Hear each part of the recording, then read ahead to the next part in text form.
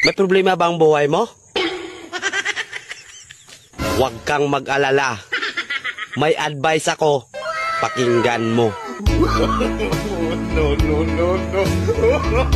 Alam nyo, ganyan talaga ang buhay. Parang life. Basta yung importante ay mahalaga.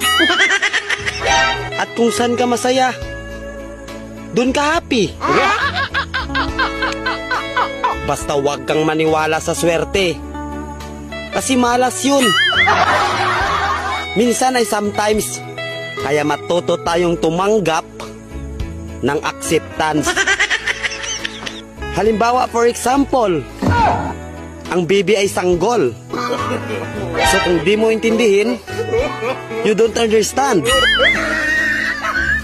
Basta kaibigan, lagi mong tatandaan that wherever you go are there. At the end of the day, ay gabi na. At alam mo, walang umaga sa Japan. Kasi lahat sila ay hapon.